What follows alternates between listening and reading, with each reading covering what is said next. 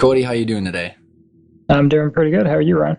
Doing good. I'm excited for our conversation because I came across your article that you had written recently, and it hit on a lot of the different cylinders of the topics that our audience likes to talk about building the value in the business and also trying to figure out how to work yourself out while doing that as well. And you've got a very interesting background. So for our listeners, to give them a little bit of backdrop, you started being an entrepreneur very early on in your life. So if you maybe can bring us into that realm, and what made you decide to go into entrepreneurship? Yeah, sure. It's been an interesting journey, actually. I actually have a book coming out soon. Still just trying to find a publisher, but hoping to inspire lots of underprivileged kids who may have grown up in similar situations that I did. But basically, both my parents died before I turned 18. And there was a time when I was 15 when me and a friend, we wanted to buy an Xbox, but we didn't have the money. He came up with the idea to start a business. Our partnership fell apart, but then throughout that whole period from 15 to 17, I started to put more and more of my time into this business, which was a hosting company.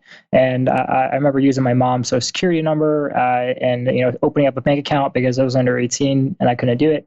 But basically, I had no idea what I was doing. I just found something that interested me, and I pursued that to hell and high water. And I was able to partner up with another guy up in Canada. And so when I turned 18, I was making enough money and I moved up just south of the border next to Vancouver. Was living there for about a year, but unfortunately, he found this guy who was a penny stock investor, and he was just basically kind of a con artist, and he was able to essentially steal the business from us. And it's a huge, long story. It's in the book, but it was a $600,000 business at that point, and then I just basically had to start from scratch. So then I was up in Seattle by myself, and then I decided to move down to Los Angeles, and I started another company called Pacific Host. Pacific Host was a lot more successful. I did it completely on my own, and I was able to sell that a few years later to a company called Lunar Pages, which they specialize in doing enterprise cloud for enterprise companies. And then after that, actually, when I was running Pacific Host, so it was a hosting company, and I essentially opened up the market to what's called FFmpeg hosting. FFmpeg is a Linux codec, so basically every time you upload a video on YouTube, it converts whatever format you upload that video into an FLV format. This is back in the days when they were still using Flash, not HTML5. But basically, when YouTube got big, everybody wanted to have their own YouTube site. So I saw a market for the shared hosting, and I started offering that on my servers, and I was able to grow a fairly successful brand just through that. And when I had my hosting company, we hosted over 30,000 websites Wow. at the end, near I sold it. And during that whole time, I was supporting, thousands of customers. And so I had to grow up a team that was supporting my customers. And I started another company based off I had a lot of guys in India basically that were providing me with a bunch of tech support and server administration. So then I figured, why not offer this as a sub-service to other web hosting companies? So I partnered up and founded a company called SupportMonk.com. And when I sold Pacific Coast, I also sold my controlling interest in SupportMonk. And so then that was around, they'd say 22, 23, when all this has happened. And then I kind of gave myself a year of time off. And after I sold that, I was trying to just kind of discover myself a little bit more. I started reading, I started traveling, learned how to fly an airplane, Cool. became a photographer, took lots of pictures. And spend some time with myself. And then there was a period where I realized that I want to get back into the game, right? And I saw an opening of this niche that combined all my previous years of experience of dealing with customers and providing support, et cetera, and seeing that there was an opening with the tech startups, essentially, because it's called the BPO. I didn't even know what that term was a year ago, but it stands for Business Process Outsourcing, which is just a fancy name for a call center. And, back in the 90s, you had outsourcing started in India and the Philippines, et cetera. And you tend to have two gamuts on either end. You have these really small mom and pop companies like virtual assistant services that are providing, one, two people for small businesses. And then you have the opposite end of that is these huge multi-million-dollar, some billion-dollar companies that are providing outsourced support contracts to large enterprise corporations. And there's not really anybody that was providing a huge amount of support to these new emerging innovative tech startups. Nobody really understood them. So I just saw an opening and I figured I can combine my experience in customer support. And so that's when I founded SupportNinja in 2015. And 3 years down the road now, we have over 200 people in the Philippines, and we provide support for some really big name companies. I can't necessarily name them because of privacy concerns, but if I mention them, everybody on this podcast would know who they were. And yeah, then I started SupportNinja, and we're at a little over 4 million in revenue, growing pretty fast, and pretty happy with where we're at and where we're headed. Wow, that's such a cool story. And there's so many different ways I want to kind of peel this apart because you've got so much wisdom from the experiences you've had at such a young age. Well, if we can maybe take it in bite-sized chunks, let's go back to, you got defrauded in your first business at, very young age, having a $600,000 business. And when you started the next business, Pacific Coast, what were some of the things that you learned off that first time that you immediately knew you were going to do differently? Well, so yeah, I was definitely young, and the thing that before I merged my business with my partner, I realized I was very good with the tech aspect, with the marketing, the strategy, and so all the aspects that I didn't know or understand about the business, like the registration, the taxes, and just the various administrative aspects, I figured like, okay, my partner can handle that. He's much older than me, he has more wisdom. I'm just not going to learn or care anything about that. And that was one of my biggest mistakes with that, is that I gave him too much leeway in the decision making, and I didn't kind of check up on his progress. And he failed in some aspects that kind of contributed as a whole to us being eventually losing the company. But in the new company, I didn't have a partner, and I decided to just go at it alone. And it was very scary because there are a lot of walls that you look up of like, oh, I don't know how to do this, so I can't do that. And yeah. I just sort of kind of put that aside for a sec, and I spent a lot of time figuring out, okay, how do you register a business? How do I pay my taxes? And there was even a period where I was actually audited by the IRS, I think back, and I was 20 or 21, and I didn't have the money to do anything else, but I ended up having to defend myself against the IRS all on my own, and I won, and I didn't have to pay them a single dime, and I didn't have to hire a tax attorney for $15,000 to defend me, and because when you have a single member LLC, those are the most audited types of companies, because that's very easy for defraud and or frauding and all that fun stuff. But when I started Pacific Coast, I had to learn a lot of things on my own. I ended up having to learn them. So yeah. It sounds like I'm tracking it, because instead of having these walls that you just decide to delegate to, you just kind of have to take it and learn it in order to be the person that's in control of it. In many ways, yeah, and especially when you don't have a partner to rely on. Yeah. So I think that kind of, if tracking the story, and the title of the article that I had read was how you had scaled your business to the $4 million that you are today in your current company, and you've decided to really focus in on this work-life balance. Did you master that at the Pacific Coast, or how did you? Because you were obviously taking on a lot of stuff as a single member of that business. How did you build that up to sell it? And what would you have done? You're obviously on your next venture again, but, did you work too much, or how did you end up delegating those different tasks as you were taking on so much in that business? To be honest, I really didn't. I was doing everything myself. I was doing the marketing, the website design. The only thing that I outsourced was indeed the actual customer support aspect of it. Even when it was a billing matter, those things would get eventually assigned to me if the lower tier person wasn't able to actually handle it. There was a lot of responsibility on my plate, and I was almost always stressed. And I had that level of guilt of, when I wasn't working, I should be working. When I was working, I didn't want to be working because I was constantly burned out. And it was not a great experience. And in many ways, I was quite happy to sell it. But after I sold it, I had this sense of this sort of emptiness, because I no longer had employees and customers to handle, to deal with. But it was only after I sold the company, when I read that Tim Ferriss's famous 4-hour work week, when I realized I was doing everything wrong. I realized that I was spending way too much time in the front doing all these things myself, when I could have outsourced not only the actual creation or the actual creation of the website, but just more or less sit on the outer end and look at the strategy end of it. I think it's important as an entrepreneur to realize how the various aspects of your business are running and that you need to fully understand them. But there's a difference between understanding them and actually having to do them yourself, or establishing a process that will allow you to have a part of your company become automated. An example is, say, when you know that content marketing is an important aspect, you need to write content for your blog.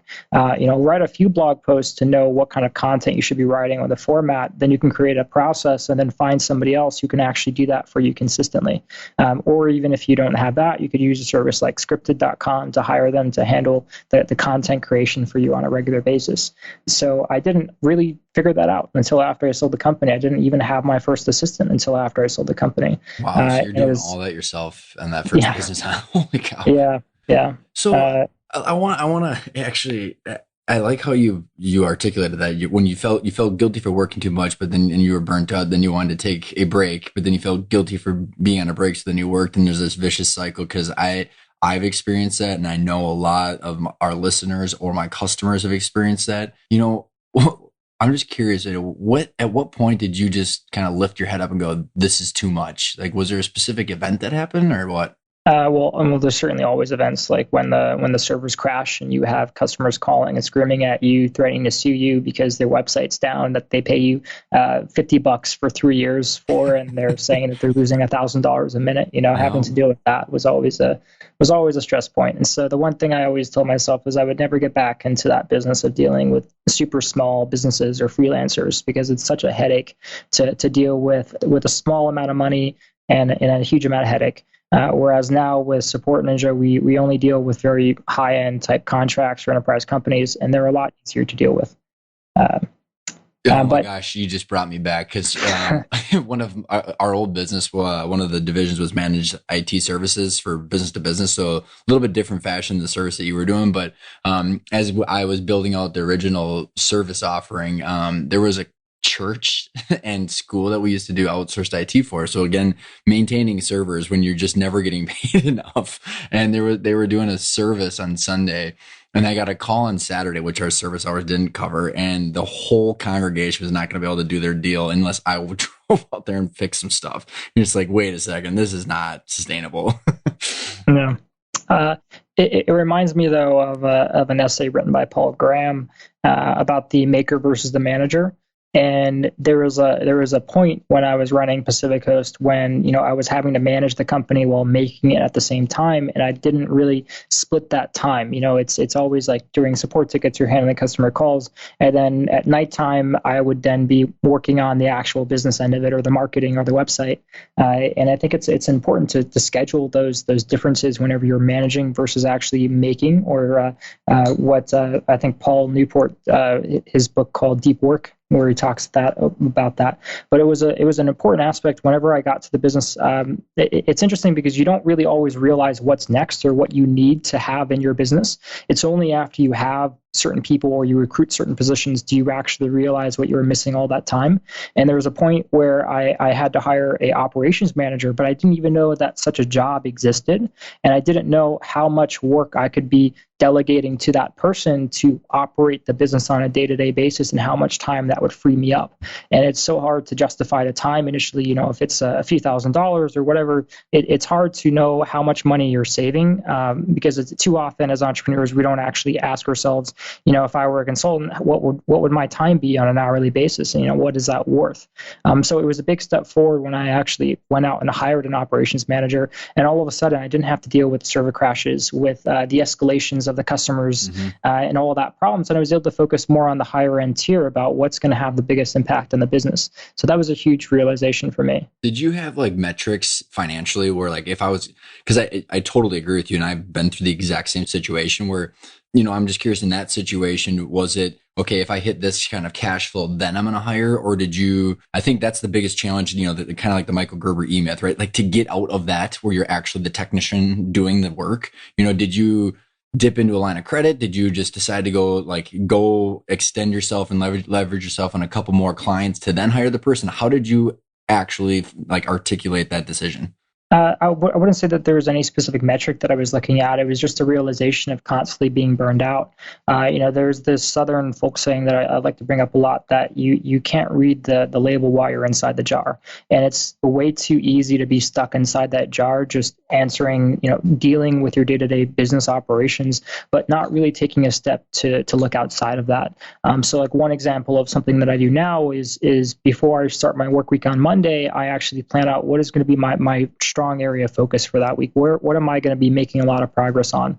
And it's too easy to not ask yourself what's going wrong and just focus on what's in front of you, that you don't really take time to ask yourself, what do you need to insert or modify to make better? What are your biggest problems in the business that are causing you to not make as much progress as you would like to be? Mm-hmm.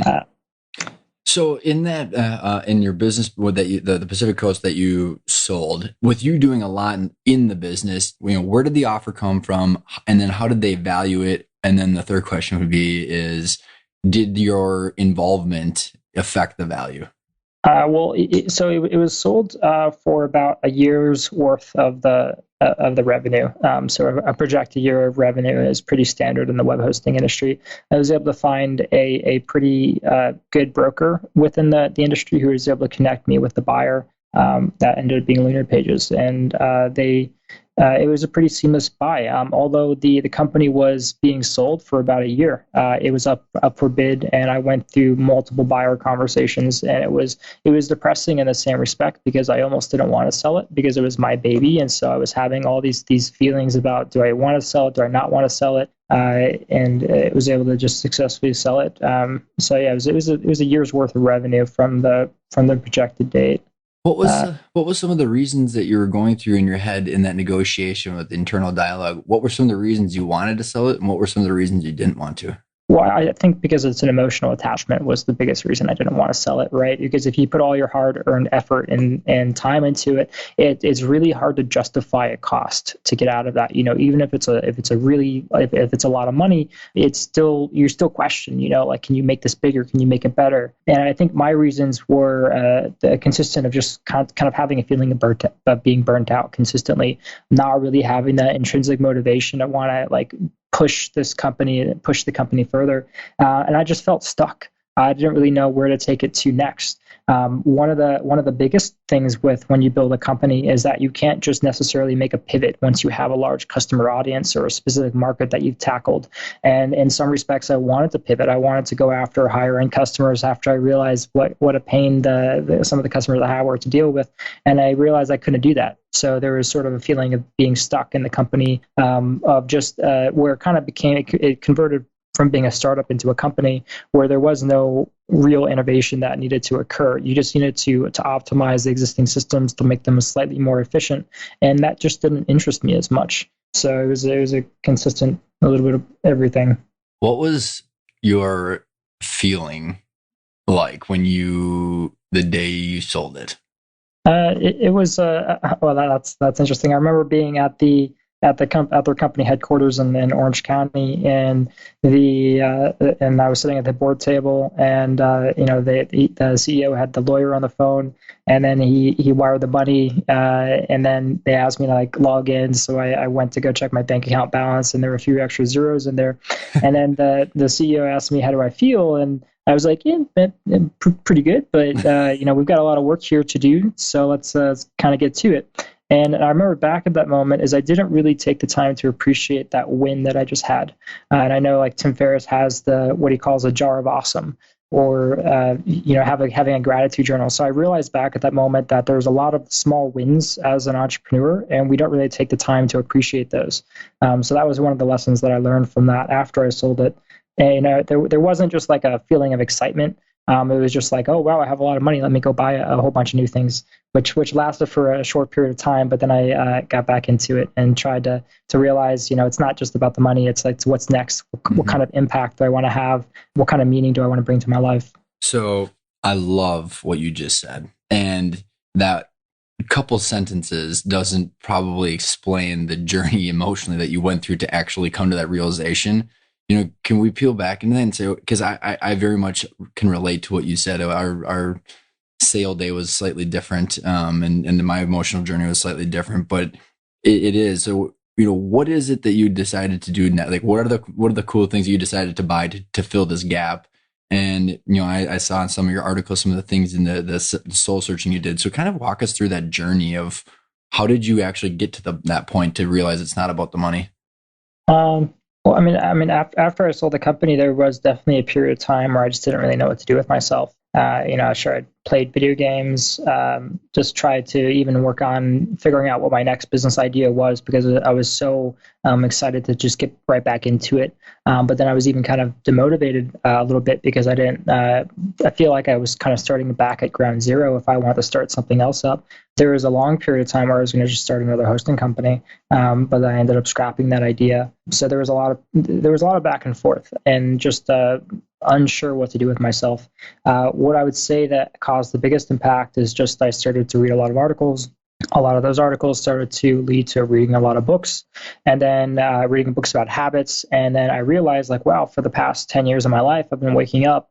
I eat a bowl of sugary cereal. I watch an hour of TV, and I work for the rest of the day. And then I feel bad at the end of the day because I don't feel like I got anything done, and yet I worked the entire day. So I was procrastinating constantly. I was having it was not great in terms of my health, in terms of the knowledge building and all that. So I was able to establish new habits. And so today I wake up, I'll go to the gym or I run, I meditate, and I read. So I like to call it my mind, my body, and my soul. And those sort of exist as like a keystone pillar for me, as sort of a hard foundation. It's just like, whenever you make your bed, it's the idea that, even if you feel like you didn't get anything done, at least you made your bed, you have that routine. So there's days that as they pass by, it just sort of kind of becomes the same old. It's like every day that passes, it just almost seems the same as the last. But at least I can say that I'm adding to my knowledge. I'm maintaining kind of a stress-free or mind. I'm trying to remain clear and focused on my work. But it was just a lot of trial and error, I suppose. When I was running the company, I didn't really know. I had interests, like I was playing Microsoft Flight Simulator, but I never thought I'd be able to fly an airplane. And there was just some time where I just said, screw it, I'm going to go ahead and try it out. And then committed myself to flight lessons. Committed myself to reading just 30 minutes a day for like 2 weeks, and then that turned into a lifelong habit. So it's just sort of starting with small changes, small acts, and without having this huge company to run, I was finally able to devote time to myself, to looking at what my passions were, and I really neglected that for a very long period of time.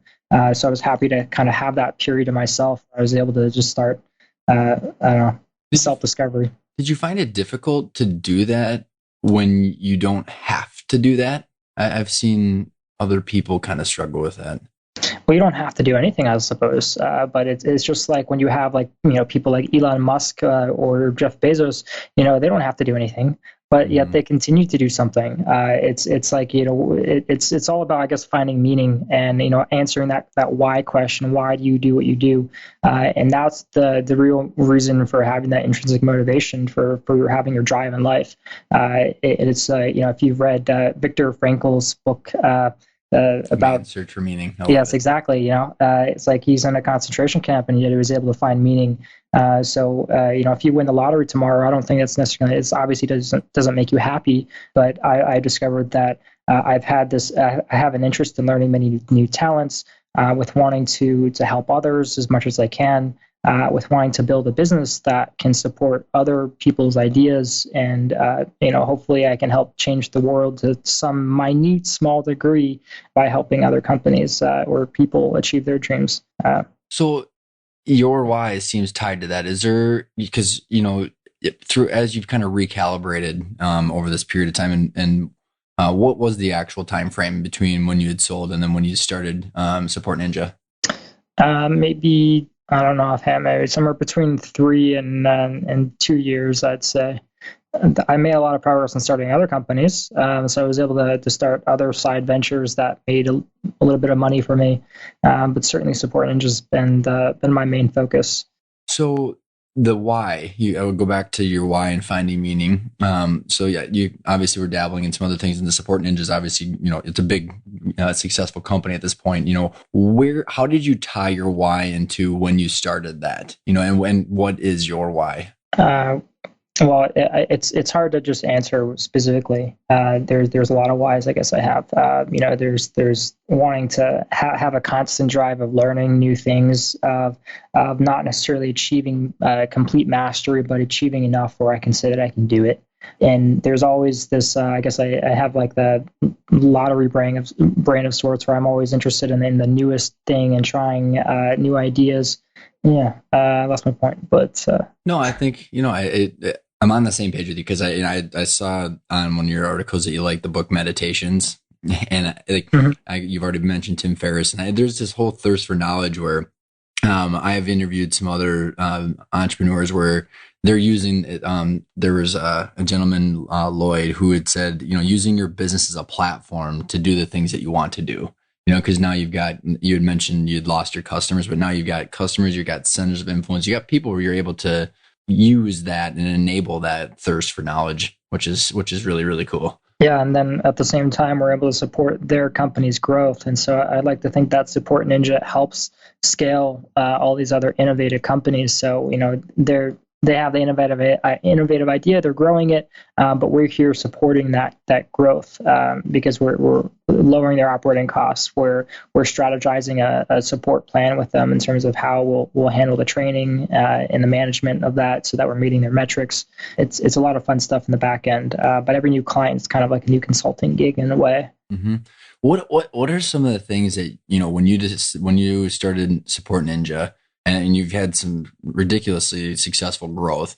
What are the key strategies and habits that you're implementing to make sure that you don't fall into the traps that you had in the past? Well, certainly it's hard to try and run a company where it's mostly managed in a foreign country. I had to go to the Philippines and figure out how to register a foreign corporation there. It's not a fun process. I don't think I would do it again.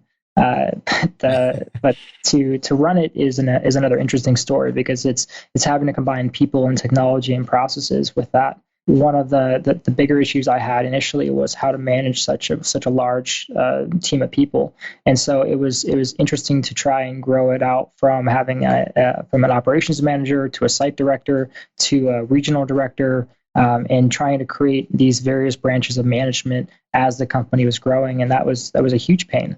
One of the ways I was able to help solve that, as I talk about my blog post, is by using software that essentially allows me to create those processes.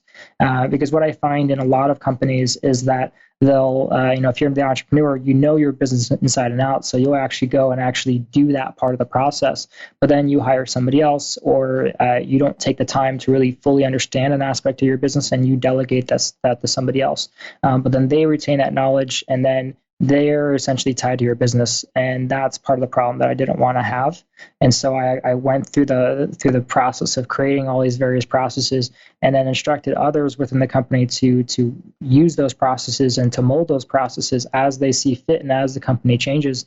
And that allows us to keep the knowledge within the company. It allows us to grow upon those processes instead of having to start new, or just having independent parts of the whole, where you have some employees who know certain aspects of the business, but the other people don't know how to do their job if that person were sick, etc.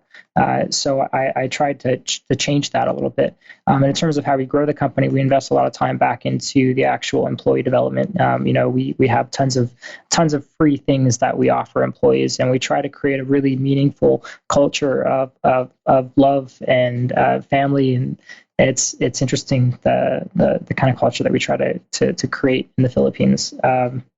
So how do you do that? I'm just totally curious because you're based in the US, right?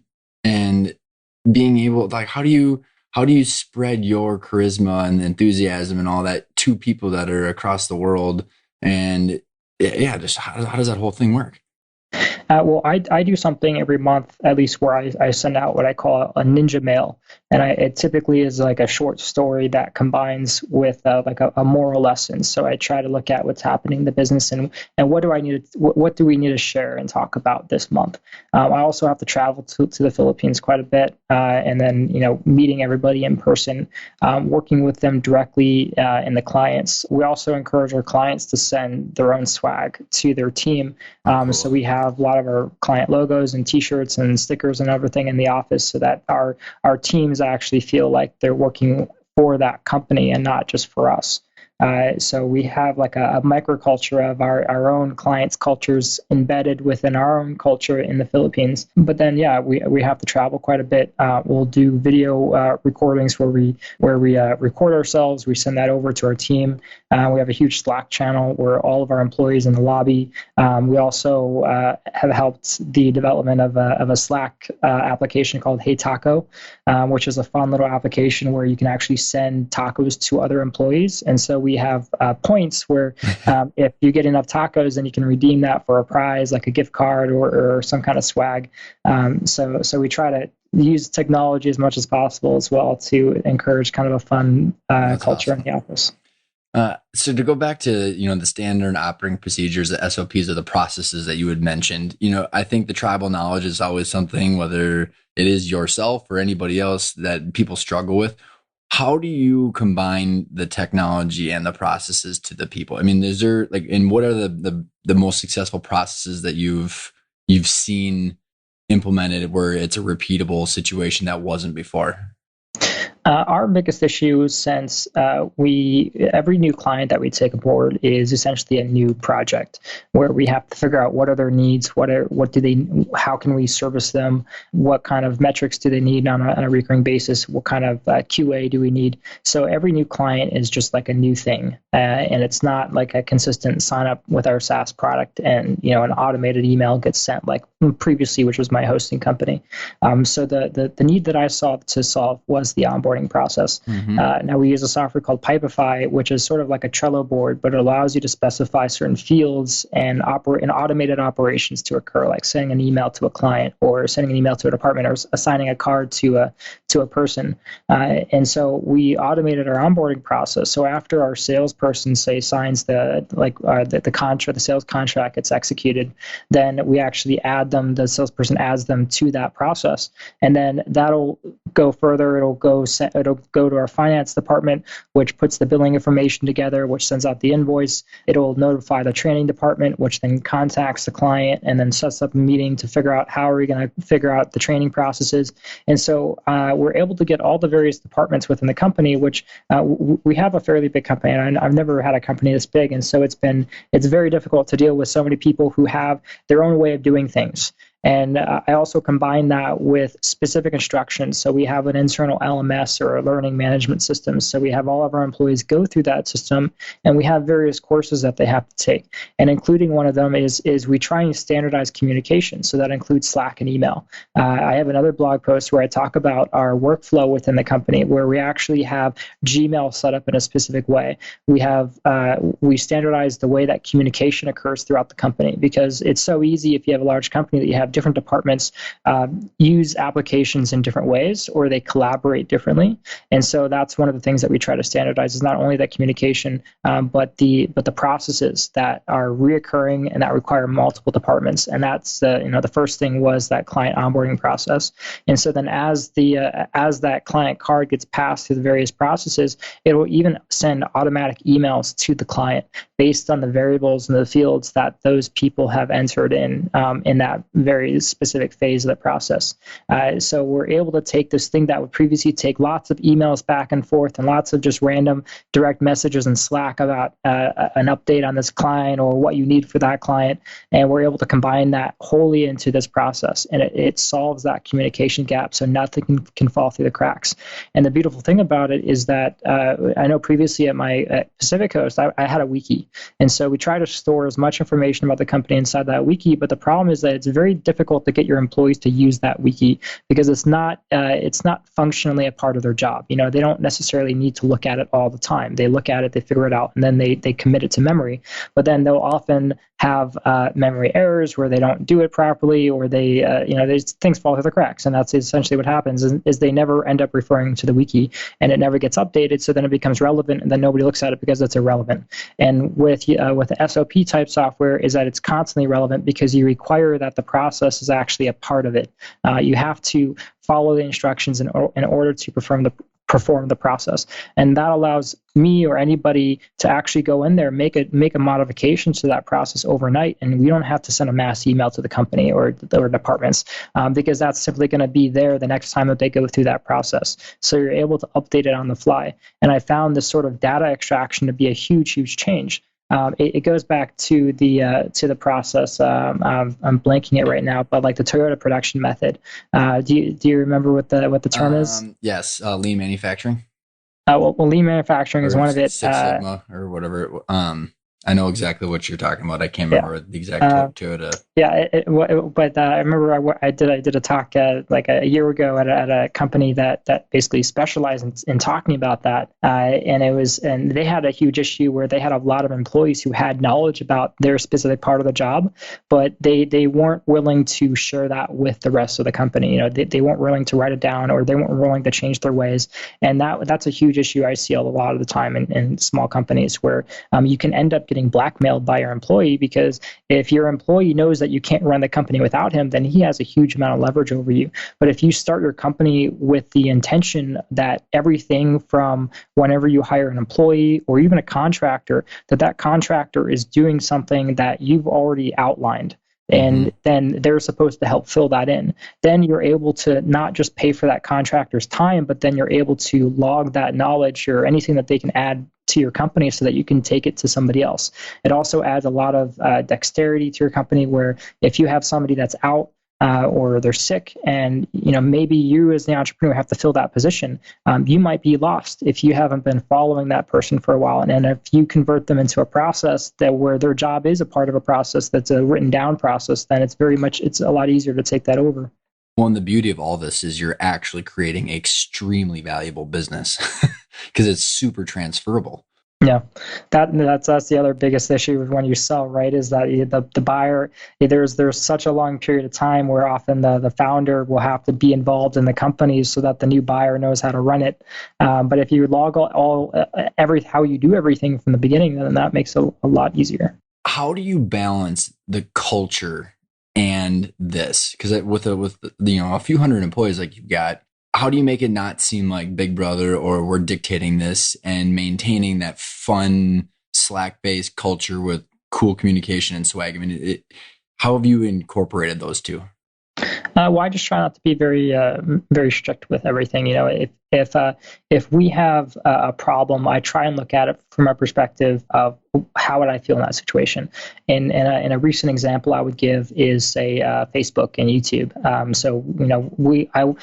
If I were in my employee's position, having to work this job, I would be great to be able to go to Facebook or YouTube, just to have a small mini break. And so what most companies end up doing is that they just block the websites outright, and you can't have your mobile phones on the floor because there's privacy concerns for the client. But I knew that if I were that, I would love to have something like that. But the problem is that we end up having the agents is that they could spend their entire time on Facebook. Maybe they're not working the entire time.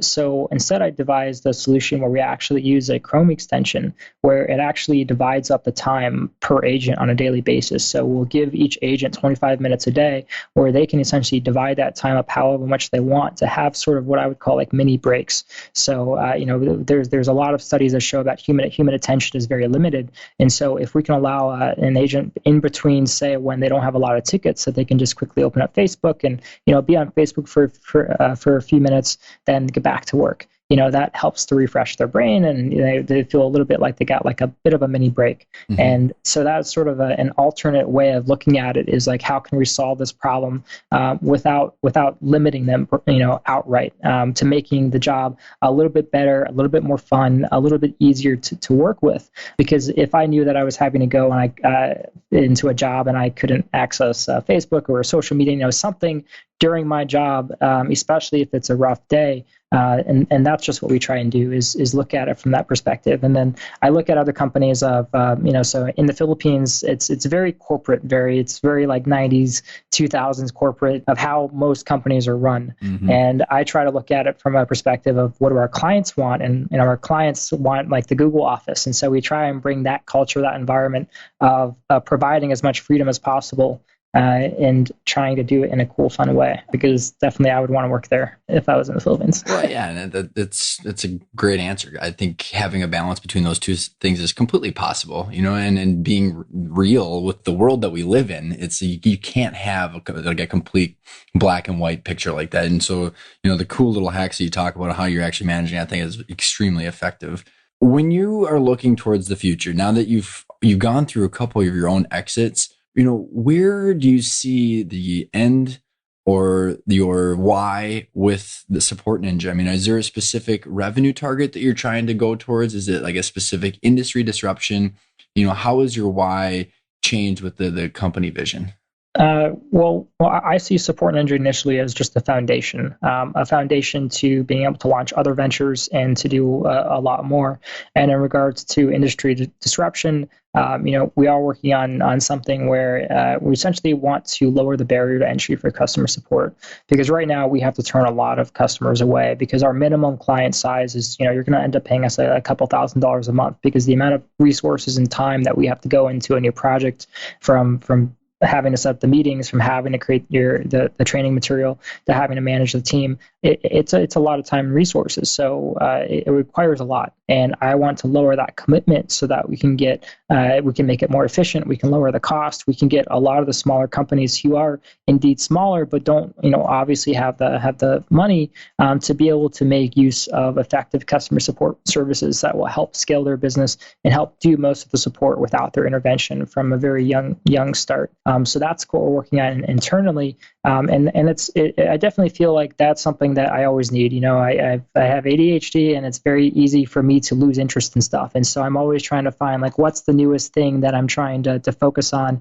And so initially it was launching the company, it was establishing ourselves in the Philippines, it was trying to get a sales, figuring out the sales funnel, figuring out the marketing end of it, and now working on a SaaS product that we can eventually launch and go to market with that. But eventually I see the company going into AI, because in 10 years, a lot of the work that we do and whatnot is going to be partly automated by artificial intelligence.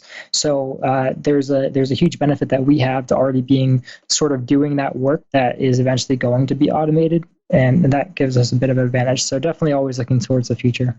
Yeah, and that topic right there is going to give you plenty of bandwidth and runway to constantly be learning, because I think it's going to be all of us versus just constant innovation. And for people like yourself that like to learn and grow, we got to constantly be keeping on edge to stay competitive in our industry. So it's a pretty cool situation. So on a day-to-day basis, the making versus the managing, I'm assuming you like to spend most of your time in the making. Yes, very sure. It's interesting to have a company now where I was able to step down as CEO, and yet I'm still a majority owner of my company, but I have somebody else running the company. I've never been somebody who likes to manage. I like to make, and always looking towards the future of how can I steer this ship into a direction that's going to be good for us. It's going to be good for the world and all of our clients. That's awesome. One quick question before we kind of start to wrap up is, that individual that you found to replace you, where did you find this individual, and then how did you work on that transition? That would be Connor. I really can't pinpoint it. It was something where I was looking for just a regular employee, and he just struck me as the right person. It's one of those times where, especially now, I never don't listen to my gut feeling now, and that's something that I didn't do, especially when I lost that company that got stolen from me. Is I had a gut feeling that something wasn't right, but I didn't stick with it. And a lot of the times now, I'm able to recognize when I have a gut feeling about a person or a situation, and I kind of measure the odds. And I didn't initially hire him as CEO; it was just to help manage the client services. But clearly, after a lot of conversation and talking, it was something that we both felt was right. And in fact, he asked for it, but I had already started to think that, he would be a good CEO. And so it was just interesting that we were able to kind of come to terms with it. But I can't say there's any magic key. There's a lot of people that we've been through and hired and fired, and they just weren't right for the company. But yeah, there was no magic bullet, fortunately, when it comes to that. That's awesome. And you got to trust your gut. And especially if you're going to be kind of married to this individual taking over your baby. Is there anything unique that you did on a compensation structure or equity or somehow tying him to the future growth of the business? The interesting thing with Connor was that he was never much about the equity or the money up front. He really was somebody who was generally just a good person, and it's very rare to find those kinds of people. But it wasn't a huge issue for him. But I'm a very fair person, so I had to give him more than what he was even asking for, just because I felt it was the right thing to do. That's a Yeah, way better position to be in than having someone just demand it, isn't it? yeah. So it's a big difference, and it shows just kind of where your values are, where your morals are. And it was sort of just seeing what decisions that he made as running the client services team, that led to me thinking that he would be the right person for a job, and he is a bit young, but he has the right heart, and that's really what I look for. Isn't it so awesome when the individual at my old business that we hired to bring in, that was just a total game changer for me. I kind of did the same thing where I went and I wanted to give him a raise. And he just looked at me and we're sitting over beers and he's just like, "Hey, can I just get an extra week of vacation?" And I'm like, "Yeah, like, can I give you more money too?" He's like, "Sure." And I'm like, and it just makes you feel so much better because it just kind of validates the fact that you've got a really good person sitting across from you. Yeah, and I definitely take time to appreciate that as much as I can. It's not too often where you're in a position where I can say like I'm almost like living the dream in some respect, and yet I'm still not happy. It's like I'm still trying to. I have this huge ambition of all these things I want to do, and yet I've never been in a better position in my entire life. I mean, I have my own company and I have other people running it for me. I mean, what better could you ask for? But it still comes back down to that meeting that why, and wanting to Mm-hmm. accomplish something, wanting to change something. So that drive is still there, but yet I take time to appreciate what I have. I love it. As we kind of wrap up, what is the best way, Cody, for our listeners to get in touch with you? Just visit my website, codymclain.com. Sign up for my newsletter. I send out. It is very rare that I send out a newsletter or a blog post, but whenever I do, I try and make it very, very good. So I promise you won't be disappointed. Thank you so much for coming on the show. I appreciate it. Yeah, thank you, Ryan.